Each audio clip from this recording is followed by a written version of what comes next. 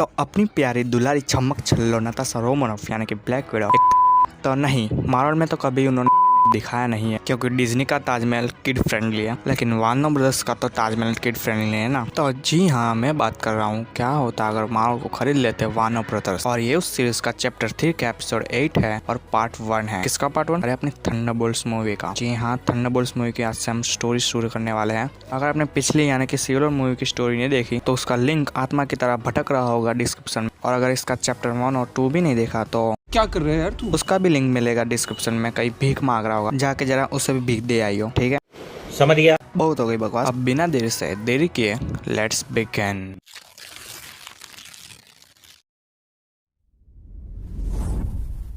तो सबसे पहले वार्नर ब्रदर्स और मार्वल का लोगो आता, फिर हमें दिखता क्लिंट बार्टन यानी कि हॉकाई जो बैठा है अपने जेल में टाइम पास करता। वहाँ पे एक ऑफिसर आके बोलता कि तुम्हारा नाम हॉकाई क्यों पड़ा है, क्या तुम चील की आंख खाते हो? हॉकाई बोला कि नहीं, मैं चील की आंख नहीं खाता, मैं चील की आंख में चील के जैसा ही निशाना लगा के चील की ही आंख फोड़ देता हूँ। उस ऑफिसर की बोलती बन हो गई। फिर हमें देखी नताशा रोमनोफ, जी हाँ अपनी ये हुस्न परी। तो नताशा भी जेल में बैठ के टाइम पास कर रही होती, वहाँ पे कुछ ऑफिसर्स आके बोलते तो तू तो पहले चटी थी ना, तो फिर हमें बैंक करने का मौका देना। नताशा कुछ नहीं बोली। फिर हमें थंडरबोल्ट रॉस दिखा जो गाड़ी से उतर रहा है और किसी होटल में जा रहा है। तभी उसे एक बंदा मिलता जो कैप्टन अमेरिका की टी शर्ट बेच रहा है। उसके पीछे लिखा है I can do this all day. और पीछे से आवाज आती थंडरबोल्ट रॉस की जो कहती कि ये दुनिया तब भी सांस ले रही थी जब कैप्टन अमेरिका 17 साल के लिए सोया रहा, और ये दुनिया आज भी सांस ले रही है जब कैप्टन अमेरिका हमेशा हमेशा के लिए सो गया है, और इसीलिए आज मैं यहाँ हूँ। थंडरबोल्ट रॉस कहता क्योंकि कैप्टन अमेरिका अब नहीं रहा इस दुनिया में,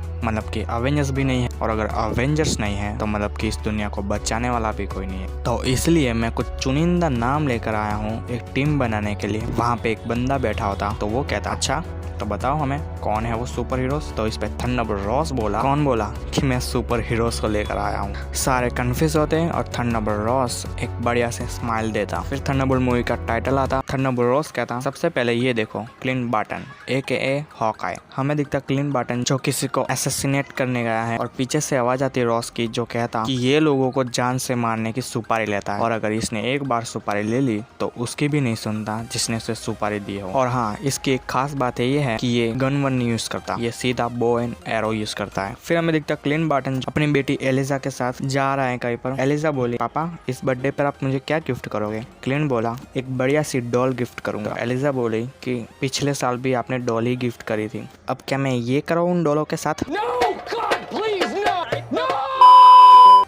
मजाक कर रहा हूँ सालो। क्लिंट बोला तो ठीक है घड़ी दिलवाता हूँ तुम्हें, इससे तुम्हें टाइम की अहमियत समझ में आएगी। तभी एलिजा बोली पापा देखो पीछे आयरन मैन। क्लिंट पलटा तो वहाँ पे सच में आयरन मैन खड़ा था, और आयरन मैन वहाँ पे आके कहता कि इस बच्ची के सामने मैं कोई कांड नहीं करना चाहता, चुपचाप मेरे साथ चलो। क्लिंट बोला कि मैं कहीं नहीं आऊंगा, और वो तुरंत अपने बैग में से तीर कमान निकालता। एलिजा छुप जाती। हॉकाई और आयरन मैन की थोड़ी सी फाइट होती पर वो ज्यादा देर तक नहीं चलती। टोनी वहाँ पर होल्ड बैक कर रहा होता। टोनी बोला मान जाओ क्लिंट, बच्ची डर रही है। अभी क्लिंट एलिजा की आंख में देखता वो डर, और उस डर की वजह से वो अपने तीर कमान को फेंक देता है। फिर रॉस दिखता जो कहता कि अब मिलो नताशा रोमनोफ AKA स्पाइडर। ये पहले प्रोस्टिट्यूट थी, फिर इसे अंडरवर्ल्ड माफिया से प्यार हुआ। दूसरा आदमी बोला और कौन है वो अंडरवर्ल्ड माफिया? वो अंडरवर्ल्ड माफिया और कोई नहीं मैंडरीन है।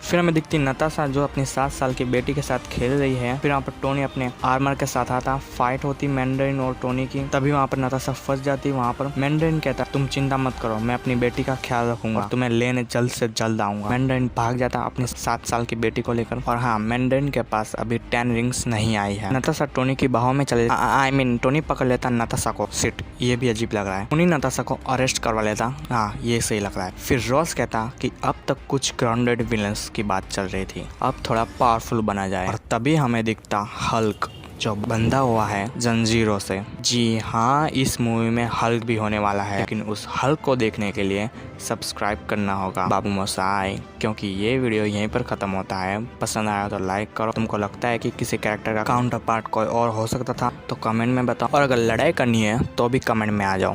मजाक था भाई, मजाक था, सच मत मान लेना। वैसे सच भी मान सकते हो, तुम्हारी मर्जी। वैसे मैं मिलूंगा अगले वीडियो में तब तक के लिए जय श्री राम।